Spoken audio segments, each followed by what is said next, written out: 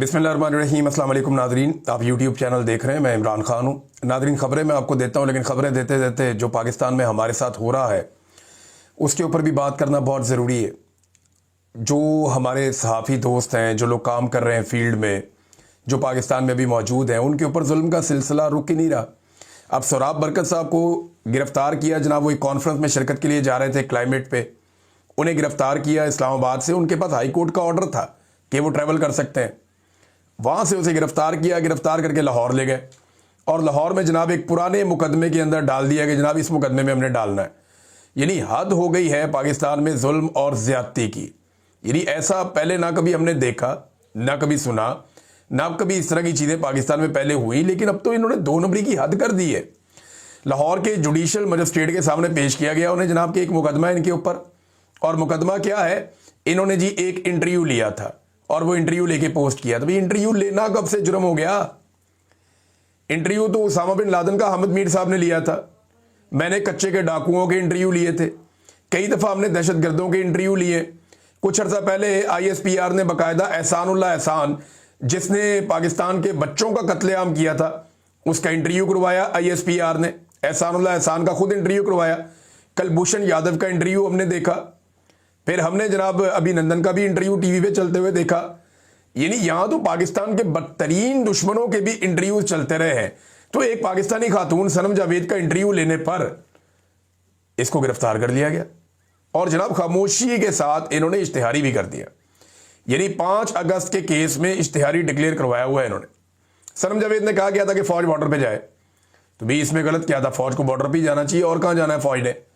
अब वो फौज को ये तो नहीं कह सकती कि ऐवान सदर पे चढ़ जाओ, या ये तो नहीं कह सकती कि सुप्रीम कोर्ट पे चढ़ जाओ, या ये तो नहीं कह सकती कि वज़ीर आज़म हाउस के ऊपर अटैक कर दो, या ये तो नहीं कह सकती कि पार्लियामेंट के अंदर घुस जाओ।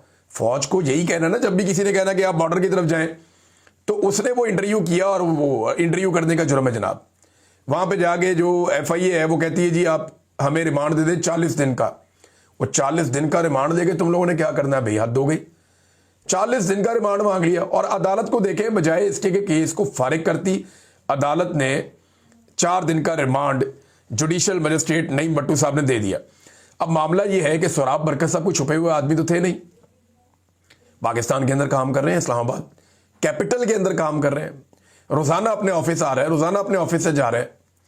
भाई इस सारे अरसे के अंदर किसी किस्म की कोई कार्रवाई नहीं की गई।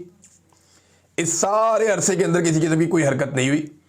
भाई अगर आप इश्तिहारी कर रहे हैं एक आदमी को, तो बताएं तो सही, वो तो पाकिस्तान के अंदर मौजूद है, उसको कोई नोटिस भेज दें, उससे बात कर लें, वो जाके अदालत में अपने आप को पेश कर ले। पूरा निजाम ही 2 नंबरी और फ्रॉड के ऊपर चल रहा है। यानी वो फ्रॉड जो 2 नंबर किस्म के क्रिमिनल लोग किया करते थे, वो फ्रॉड यानी अपने मुखालिफ को खामोशी के साथ चुप करके नोटिस करा के इश्तिहारी करवा लिया, फिर उसे गिरफ्तार करवा लिया, उसको तंग किया। ये काम घटिया लेवल के क्रिमिनल लोग किया करते थे, जो पाकिस्तान के इदारे अब कर रहे हैं। शर्म आनी चाहिए। उधर वो आगा शेख सरवर और राय गुलाम अली साहब वो कवरेज करने के लिए फील्ड में थे, उन्हें वहां से पकड़ के गिरफ्तार कर लिया और गिरफ्तार करने के बाद में जनाब शनाख्त परेड के ऊपर ले गए हैं। यानी 4 दिसंबर तक उन्हें शनाख्त परेड के लिए ले जाने की अदालत ने इजाजत दे दी। किस बात की शनाख्त परेड है? पूरा पाकिस्तान उनके चेहरे जानता है। एक एक आदमी को पाकिस्तान में जो भी सोशल मीडिया देखता है उसको पता है कि ये आगा शेख सरवर है और ये राय गुलाम अली है। वो कोई ढके छुपे आदमी तो नहीं है, जर्नलिस्ट है भाई, फील्ड में काम कर रहे हैं। खुदा का नाम ले यार, मुल्क के अंदर कानून को और आइन को मजाक बना के रख दिया है।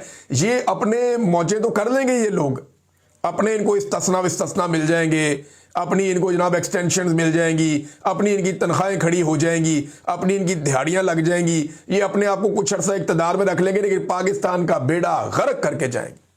सत्यानाश करके रख दिया पाकिस्तान की हर चीज का इन बेशर्मों ने, और सहाफत का तो बिल्कुल ही बेड़ा गर्क कर दिया। अब आ रहे जरा सुहेल अफरीदी साहब के मामले पे। वो धरना देने के बाद अदालत पहुंच गए, हाई कोर्ट। मैं तो सुबह ये कह रहा था कि हाई कोर्ट जाने का क्या फायदा होगा? कोई फायदा नहीं होगा। ये हाई कोर्ट गए, जाके इन्होंने एक्सपोज करने की कोशिश की उस अदालत को जो पहले से ही एक्सपोज है। यानी इस निजाम के सारे कपड़े इमरान खान ने उतार दिए हैं। अब सुहेल अफरीदी साहब को इस निजाम का कोई कपड़ा मजीद उतारने की जरूरत नहीं है। वो जो हुज्जत तमाम होनी थी वो हो चुकी है। ये निजाम तो गोलियां मार के ढीठ बन के खड़ा हुआ है। ये निजाम तो औरतों के ऊपर टॉर्चर करके ढीठ बन के खड़ा हुआ है। तो एक बेबसी की तस्वीर एक वजीर आला का बनना मेरे ख्याल में जरूरी नहीं है। उस वजीर आला को एक तहरीक खड़ी करनी चाहिए, और जो हुज्जत तमाम होनी थी वो हो गई है। सारे कानूनी रास्ते अपनाकर देख लिए। चीफ जस्टिस ने कहा जी मैं मिल ही नहीं सकता, ये गए वहां पे, उसने कहा मैं नहीं मिलता। वहां पे वो गिला कर रहे हैं जनाब, एक वजीर आला को आप दे देते हैं एयरफोर्स 1 का तैयारा, और एक वजीर आला जो है उसको आप पासपोर्ट भी ब्लॉक कर देते हैं। भाई पासपोर्ट ब्लॉक है तो उसको खुलवाएं ना। अगर पासपोर्ट ब्लॉक हो सकता है तो और बहुत कुछ भी बंद हो सकता है। अगर आपका पासपोर्ट बंद किया है तो आप भी बहुत कुछ बंद कर सकते हैं, और अगर आप वो कुछ बंद कर देंगे तो आपका पासपोर्ट ऑटोमेटिकली खुल जाएगा। मैं इस पूरे निजाम को समझता हूं, जब तक आप इनका बाजू नहीं पकड़ेंगे ना, जब तक आप इनके ऊपर चढ़ेंगे नहीं, ये आपको आपका हक नहीं देंगे। पाकिस्तान की मिलिट्री एस्टेब्लिशमेंट की ये पॉलिसी है। ये अमेरिका से क्यों डरते हैं? अमेरिका इनका बाजू मरोड़ के इनसे अपना काम करवाता है, वो इनको गिच्ची से पकड़ के अपना काम करवाता है, ये उनका काम करते हैं। पाकिस्तानी क्योंकि मिन्नत तरला, इंसानी हकूक, इंसानियत, इखलाकियात या इन चीज़ों के अंदर आप फंसते हैं तो फिर नहीं होता काम। इमरान खान साहब की जो स्ट्रेटजी थी वो फ्रंट फुट पे रह के खेलते रहे इनके साथ, वो बैक फुट पे नहीं गए। तो सुहेल अफरीदी साहब ने ज्यादतियां काफ़ी हद तक रजिस्टर कर ली हैं। अब इसके बाद बेबसी की तस्वीर बनने से निज़ाम को कोई फ़र्क नहीं पड़ता। निज़ाम को इस बात से कोई फ़र्क नहीं पड़ता कि लोग उनके बारे में क्या सोच रहे हैं, बाहर क्या राय बन रही है, पाकिस्तान के अंदर क्या राय बन रही है। उन्होंने लोगों से वोट थोड़ी लेने हैं ना, उन्होंने अपने बंदे लाने के लिए उनको वोट दिलवाने। अभी हनीपुर का इलेक्शन आपने देख लिया, बाकी इलेक्शन भी आपने देख लिए, उस सवाल ही पैदा नहीं होता। उन्हें इस बात की कोई फिक्र नहीं है। सुहेल अफरीदी साहब ने जो हुज्जत तमाम करनी थी वो हुज्जत तमाम हो चुकी है, और जो आज़ाद करवाना था इमरान खान साहब को, अब मामला इमरान खान साहब से मुलाकात तक आके अटक गया।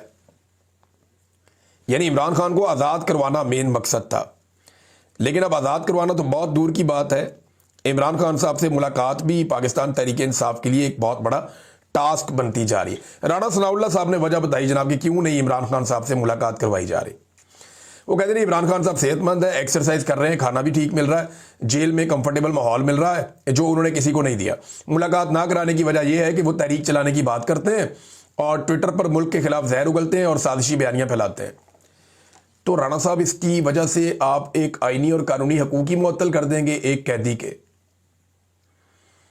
अब ये बयानिया बार बार बनाया जा रहा है, आता तारड़ा आ जाते हैं, कभी कोई और आ जाता है, वो सारे आकर ये कहते हैं जी इमरान खान साहब तो जेल में बड़े कंफर्टेबल हैं, उनको महल जैसा माहौल मिला हुआ है, मर्जी के खाने मिल रहे हैं। ऐसी जेल आज तक ना नवाज शरीफ ने काटी ना जरदारी ने काटी। ये लोग सोच भी नहीं सकते जैसी जेल में इमरान खान साहब को रखा हुआ है। नवाज शरीफ की जेल के बारे में उनके अपने साथी और सहाफ़ी बता चुके हैं कि मियाँ साहब की मौजों वाली जेल थी। मैंने बहुत पहले आपको जब बता दिया था कि मियाँ नवाज शरीफ साहब पाकिस्तान से बाहर जाने वाले हैं, उनके जाने से 2-2.5 माह पहले बता दिया था। और बाद में सारे मेरे से ये पूछ रहे थे, मुहित पीरज़ादा समेत, कि आपको ये कैसे पता चला। तो भाई मुझे ऐसे पता चला कि मियाँ साहब को जो बंदे जेल में जाकर मिलते थे वो सारी कहानी आके बता देते थे। मियाँ साहब के तो जनाब फिजियोथेरेपी जो है वो जेल के अंदर होती थी, बाकायदा उनको एक महल नमा एरिया दिया हुआ था जेल के अंदर साइड में। इमरान खान को एक छोटे से सेल में बंद किया हुआ, उसकी तस्वीरें आप सबने देखी हुई हैं, दोबारा देख लें आप। ये इमरान खान साहब की हालत है, ये उनका सेल है, इसके अंदर इमरान खान साहब को बंद किया हुआ है, और बाहर एक बरामदा है, उसके अंदर चंद घंटों के लिए निकालते हैं और फिर वापस अंदर बंद कर देते हैं। गर्मियों और सर्दियों के अंदर उसको यहीं पे गुजारा करना है। ये मैक्सिमम 6x8 का 10 का इतना छोटा सा ये एक है, इसके अंदर ही वॉशरूम है। ये इमरान खान साहब की टोटल जिंदगी है जो उसके अंदर वो गुजार रहे हैं। वो किताब पढ़ने के लिए मिल जाए तो ये बड़ी गनीमत है। अब इमरान खान साहब की इस जेल को ये लोग कह रहे हैं जी महल है, तो इस महल का चक्कर तो सबको लगाना पड़ेगा। तो क्या ये जितने भी लोग हैं इस महल के अंदर 2 दिन गुजार सकते हैं? बहुत मुश्किल है। एक दफ़ा फिर एक वफाकी वजीर ने इमरान खान साहब को कत्ल करने की धमकी दी है, और ये एक दफ़ा नहीं कई मरतबा इमरान खान साहब को कत्ल करने की धमकी दी जा चुकी है। और तहरीक इंसाफ को यही शौक रहा तो इमरान खान की कबल अज़ वक्त फातिहा पढ़नी पड़ेगी। ये फेडरल मिनिस्टर रेलवे के हैं, वो ये कह रहे हैं, और ये खुद कितने मजबूत आदमी है सारी दुनिया जानती है। मैं बहुत सारे ऐसे सहाफ़ियों को जानता हूँ जिनसे जाकर ये मिला करते थे और उनसे किस किस्म की रिक्वेस्ट किया करते थे, और उसके अंदर एक दफ़ा ये मेरे पास भी आ गए थे गलती से। तो मुझे अच्छी तरह पता है कि इनका अपना माजी बेचारे का क्या रहा है। ये कमज़ोर लोग हैं, इनका कोई करैक्टर नहीं है, ना सारी ज़िंदगी कोई करैक्टर बिल्ड कर पाए। बस इनका यही है कि नवाज शरीफ का किसी तरह दाव लगा रहा है और उसके साथ हमारा दाव लगा रहा है। अपना किरदार ये कभी बिल्ट नहीं कर पाए, कभी बना नहीं पाए, और इतने बड़े लीडर को कत्ल की धमकियां दे रहे हैं कि जनाब इमरान खान साहब की फातिहा पढ़ दी जाएगी। ये अगर ऐसा करने का किसी ने कुछ सोचा भी तो पाकिस्तान के अंदर वो सूरत-ए-हाल पैदा हो जाएगी जो फिर किसी के कंट्रोल में नहीं होगी। जावेद हाशमी साहब ये कहते हैं कि इमरान खान को नुकसान पहुंचाना ना इस टाउट रजीम के बस की बात है और ना ही आसिम मुनीर में इतनी हिम्मत है। पहली बार कोई लीडर इस तरह ये जंग लड़ गया है। अब कौम को खुद निकलना होगा, कौम को तो निकलना पड़ेगा। इमरान खान ने कौम के लिए इतनी मार खा ली, इतनी लड़ाई लड़ ली, अब अगर ये कौम अपने लिए खुद नहीं निकलेगी तो वो अपना मौका ज़ाया करेगी और कुछ नहीं करेगी। जावेद हाशमी के अलावा इमरान खान साहब की बहनों ने भी ये कहा कि अगर इमरान खान को कुछ हुआ तो ये इनकी नस्लें तबाह हो जाएंगी जो लोग ये करेंगे। और मैं आपको कैटेगोरिकली कह रहा हूं कि इस वक्त पाकिस्तान के रजीम के जो मालिकान हैं, जिनमें आसिम मुनीर साहब हैं, शहबाज शरीफ साहब हैं, नवाज शरीफ साहब हैं, जरदारी साहब हैं, इनकी नस्लें पाकिस्तान में सियासत करने को तरस जाएंगी। इनकी नस्लें पाकिस्तान में अपनी बका के लिए तरस जाएंगी। जो इनके साथ पाकिस्तानी अवाम करेगी अगर खुदा ना खास्ता इमरान खान को कुछ हुआ तो। और जो मैं कह रहा हूं ना, ये होना ऐसे ही है जैसे मैंने एक दफा पहले अर्ज किया था कि आप फंस जाएंगे, ये पंगा मत लेना, ये आपके गले में पड़ जाएगा जलता हुआ टायर और आपसे ये ढोल नहीं बजेगा। मैंने इनको ये पहले कहा था, इन्होंने बात नहीं मानी, ये फंस गए। अब मैं दोबारा ये गुजारिश कर रहा हूं कि अगर इमरान खान को कुछ भी हुआ जेल के अंदर तो इनकी नस्लें जो हैं वो इसको भुगतेंगी बाद में। इमरान खान साहब की बहन अलीमा खानम साहिबा, उन्होंने ये बताया कि 9 दिन पहले हमें बताया गया कि जब तक आसिम मुनीर की तौसीह का नोटिफिकेशन नहीं आ जाता किसी को भी इमरान खान से मिलने नहीं दिया जाएगा। हम आज तक ये नहीं समझ सके कि किसी की तौसीह का खानदान के आईनी और कानूनी हक या मुलाकात से क्या ताल्लुक है। अगर एक खानदान का हक कैसे, यानी आखिर एक खानदान का हक जो है वो कैसे हुकूमत किसी मुलाजिम की तौसीह से जोड़ा जा सकता है कि हुकूमत का एक मुलाजिम है, सरकारी मुलाजिम है, आर्मी चीफ, अब एक ऑफिसर है सरकारी, एक दिन रिटायर हो जाएगा। इमरान खान की मुलाकात का हक कैसे छीना जा सकता है एक सरकारी मुलाजिम की तौसीह के मामलात के साथ जोड़कर। और अब सारे के सारे बुजरा जो हैं वो ये साबित करने लगे जनाब हमने बड़ी मुश्किलात देखी है, इमरान खान ने कुछ नहीं देखी। पाकिस्तान तहरीक इंसाफ ने रिकॉर्ड खड़ा कर दिया मुश्किलात देखने का, और ये सोच कर ही इनको हौल चढ़ते हैं कि अगर इसकी आधी मुश्किलात भी मुस्तकबिल में इन्हें बर्दाश्त करनी पड़ गई तो इनका क्या बनेगा। ये करना तो पड़ेगा इन्हें। देखिए, पाकिस्तान का जो मीडिया है ना, इसने भी 2 नंबरी की इंतहा कर दी है। जब जुल्म हो रहा होता है तो वो दिखाता नहीं है, लेकिन जब जालिम बाद में मजलूम को अटैक करता है तो वो दिखाता है। हमारे बहुत सारे दानिशवर हैं, वो मजलूम के अंदर कीड़े निकालते हैं जुल्म के खिलाफ आवाज उठाने की बजाय। यानी ये जो जुल्म हो रहा है इसको मीडिया पाकिस्तान का रिपोर्ट नहीं करता, जो जालिम है उसके बारे में एक लफ्ज नहीं बोलता, लेकिन जैसे ही मजलूम शिकायत करता है तो सारा मीडिया उसको पै जाता है कि यार मजलूम ने ये क्यों कहा, मजलूम ने वो क्यों कहा, ये कैसा मजलूम है, ये एहतजाज कर रहा है, ये कैसा मजलूम है, ये रो रहा है, भाई मजलूम जो है वो आंसुओं के साथ क्यों नहीं रोया, भाई मजलूम जो है उसने ये वाला काम क्यों नहीं किया। तो मजलूम के अंदर ये कीड़े निकाल रहे हैं। भाई ऐसा फिटे मुंह किस्म का मीडिया तो पूरी दुनिया में कहीं नहीं होगा। जो पाकिस्तान के अंदर मीडिया ने हरकतें कर दी हैं और मीडिया ने अपने आप को जलील कर लिया, अपना बेड़ा गर्क कर लिया। दुनिया से आवाजें उठ रही हैं और पाकिस्तान का मीडिया जो है वो चुप करके बैठा है। ज़ुल्म खलीलजाद ये अमेरिका से कहते हैं कि मैं पाकिस्तान की एस्टेब्लिशमेंट के रवैये पर हैरान हूं। पूरे 1 माह से एक सूबे के वजीर आला, मुल्क भर के लाखों पाकिस्तानी, मुल्क की सबसे बड़ी मकबूल सियासी जमात और इमरान खान का खानदान सब सिर्फ ये जानना चाहते हैं कि इमरान खान की जेल में हालत कैसी है, यहां तक कि वो जिंदा है या नहीं। मगर एस्टेब्लिशमेंट इनकी इस जायज और शफाफ दरख्वास्त को मानने से मुसलसल इनकार कर रही है। वाकई हैरान कुन और सदमा खेज सूरत हाल है। ये ज़ुल्म खलीलजाद कह रहा है। इमरान खान साहब के बेटे का स्टेटमेंट मैंने आपको बताया था, पिछले वीलॉग में आपको मैंने पढ़ के सुनाया। ज़ुल्म खलीलजाद ये बात कर रहा है और वो जानबूझकर एस्टेब्लिशमेंट का नाम ले रहा है, अदालत का नहीं ले रहा, क्योंकि अमेरिका समेत पूरी दुनिया ये जानती है कि पाकिस्तान को इस वक्त मिलिट्री एस्टेब्लिशमेंट चला रही है, कोई और नहीं चला रहा। पाकिस्तान जो है वो मिलिट्री एस्टेब्लिशमेंट के कंट्रोल में है और वही इसको चला रहे हैं। और जितना जुल्म इन्होंने इस मरतबा कर दिया है, इतना जुल्म माजी में कभी पाकिस्तान की मिलिट्री एस्टेब्लिशमेंट ने नहीं किया था। नादरीन, एक और बड़ी इंटरेस्टिंग खबर है। नवाज शरीफ साहब ने पहली दफा छोटा सा इनकलाबी स्टेटमेंट दिया और साथ ही दौड़ गए। अपने पैरों पर ये थोड़ी देर भी खड़े नहीं हो सकते, यानी खड़े होने की इनकी औकात ही नहीं है। मियाँ साहब ने कहा जी इमरान खान को लाने वालों को भी सजा दी जाए, साथ ही सारी दुनिया ने कहा लाओ जी दसो कौन लेके आया, बताएं ना मियाँ साहब कौन लेकर आया। जनरल बाजवा लाया, जनरल फैज लाया, जनरल नदीम अंजुम लाया, जनरल आसिम मुनीर लाया, जनरल आसिम सलीम बाजवा लेकर आया, जनरल आसिफ गफूर लेकर आया। कौन लेकर आया इमरान खान को? जर्नैल ही करते हैं ना, जजों की तो औकात ही कोई नहीं है। जज तो बेचारे इशारों के ऊपर चलते हैं, हमेशा से ऐसे ही करते चले आ रहे हैं। कोई जज खड़ा हो जाए तो उसको निशान इबरत बनाया जाता है, जैसे आजकल जजों को बनाया जा रहा है, जो मोहसिन अख्तर कियानी साहब के साथ किया जा रहा है, जो मंसूर अली शाह साहब के साथ किया गया, जो अतर मनल्ला के साथ किया गया, जो माजी में और जजों के साथ भी होता रहा, अभी भी वही हो रहा है। तो सवाल ये पैदा होता है कि नवाज शरीफ किसको समझता है कि वो जिम्मेदार है? जर्नैलों को ही समझता है ना। तो कोई एक जर्नैल नवाज शरीफ बताए जिसको सजा दी गई हो। नवाज शरीफ ने ये बयान तो दे दिया, लेकिन उसके बाद नवाज शरीफ का बाजू मरोड़ा गया। फिर मलक अहमद खान साहब मैदान में आए, और मलक अहमद खान साहब के बड़े अच्छे ताल्लुकात हैं जनरल बाजवा से, हम सब जानते हैं। जनरल बाजवा ने भी रोना पिटना शुरू कर दिया कि जनाब मैं तुहानू की क्या है, यानी मियाँ साहब को कहें बस कर दें यार, एडा कराना इनकलाब आ गया, आपकी हुकूमत भी बना के दी, अवाम से जूतियां भी खाई, अवाम से जिल्लत भी समेटी, अपने खानदान में भी नाक कटवा ली, पूरी दुनिया में मैं कहीं बाहर नहीं निकल सकता, जो जनरल बाजवा की हालत है। इसके बाद भी नवाज शरीफ साहब माफी नहीं दे रहे। तो इस पे जनाब आ गए मैदान में अहमद खान साहब, और वो ये कहते हैं नवाज शरीफ का बयान इमरान खान को लाने वाले भी जिम्मेदार हैं कि उस सियाको सबाक से हटकर पेश किया गया। उन्होंने कतई तौर पर यह नहीं कहा कि किसी को पकड़कर टांग दो। मैंने उनकी बात पूरी सुनी है। उन्होंने सिर्फ ये कहा कि पाकिस्तानी तरक्की के सफर को रोककर इस मुल्क के साथ जुर्म किया गया। सियाको सबाक याद आ गया नून लीग को। नून लीग का इनकलाब इतना ही बाकी रह गया है कि अगर मियाँ नवाज शरीफ के मुंह से गलती से कोई इनकलाबी जुमला निकल भी जाए तो 24 से 48 घंटे के अंदर नून लीग को उसके ऊपर सफाई पेश करनी पड़ जाती है। इतना इनकलाब इनके अंदर बाकी रह गया। गैरत, इनकलाब, ये सारी चीजें मिला जुला के आप देखें तो ये बहुत थोड़ी मात्रा में इनके अंदर मौजूद है, बहुत थोड़ी मिकदार में, कुछ भी नहीं है अब इनके पास, इनके पल्ले ही कख नहीं है। तो ये जनाब 48 घंटे के अंदर परवेज रशीद साहब एक बड़े इनकलाबी आदमी बनते थे। मैं उनका एक स्टेटमेंट सुन रहा था, जनाब अदालती ऑर्डर ले आए और जाकर इमरान खान साहब से मिल लें। ओ भाई, वो अदालती ऑर्डर लेकर जाता है रोजाना, वो जब भी जाता है 8 मरतबा अदालती ऑर्डर लेकर गया। इमरान खान की फैमिली बार बार अदालती ऑर्डर लेकर गई, वकला को मिलने नहीं देते। परवेज रशीद साहब, आपको नहीं पता क्या हो रहा है? आप नहीं जानते कि इस वक्त जर्नैल इमरान खान के दुश्मन बने हुए हैं? सारी जिंदगी आप जर्नैलों को ताने देते रहे, सारी जिंदगी आप कहते रहे कि जर्नैल पाकिस्तान को बर्बाद करते हैं, तबाह करते हैं।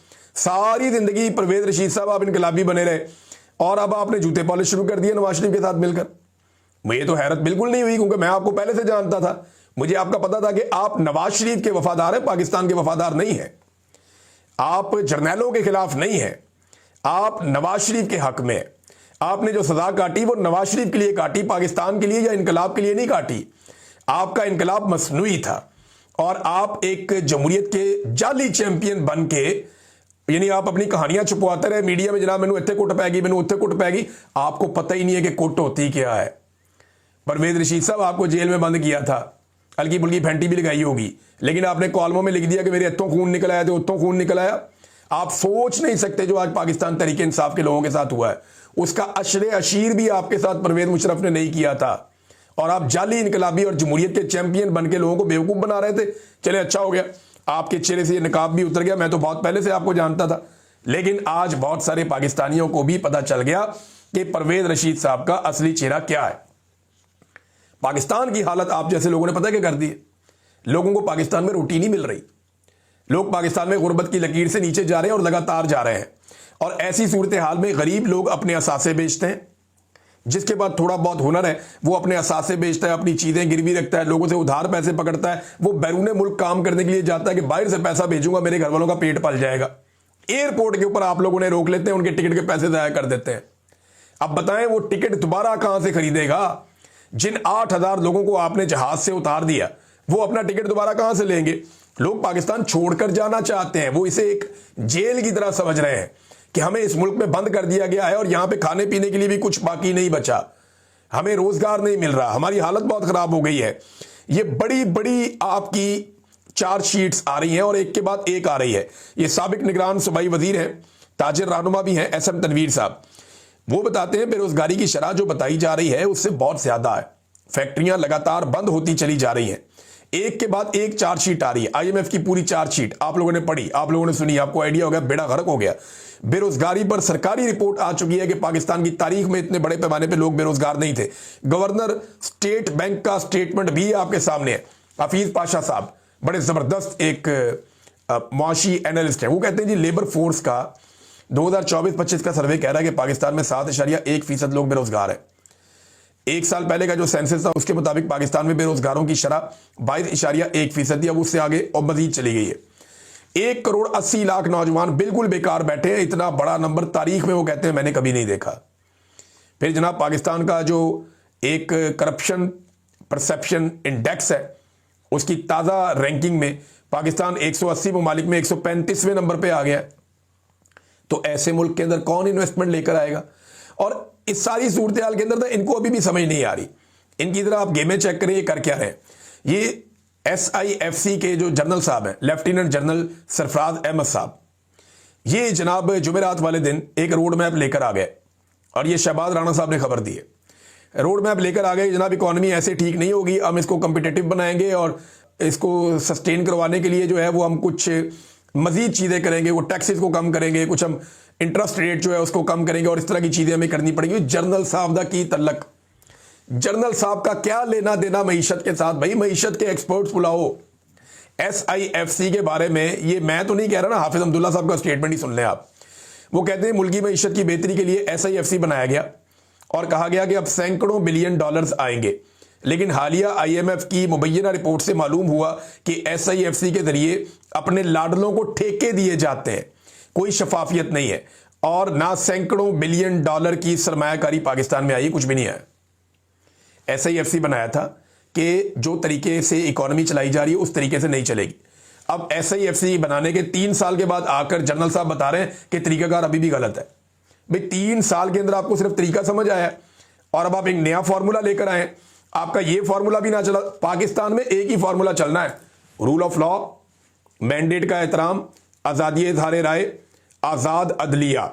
ये चीज़ें आप करके देख लें और फिर आप देखें पाकिस्तान के अंदर इन्वेस्टमेंट भी आएगी, पाकिस्तान में कारोबार भी चलेगा, पाकिस्तान की मईशत भी बेहतर हो जाएगी, सारी चीज़ें ठीक हो जाएगी।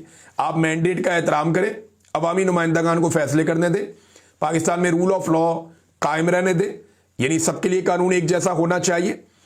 पाकिस्तान में आज़ादी इज़हार राय होनी चाहिए ताकि मीडिया हर गलत चीज़ की निशानदेही कर सके और पाकिस्तान के अंदर अदलिया को आज़ाद होना चाहिए ताकि अदलिया लोगों को इंसाफ दे सके, जुल्म और ज्यादती को रोक सके। ये आप करके देख लें, पाकिस्तान की मईशत फौरन ऊपर चली जाएगी।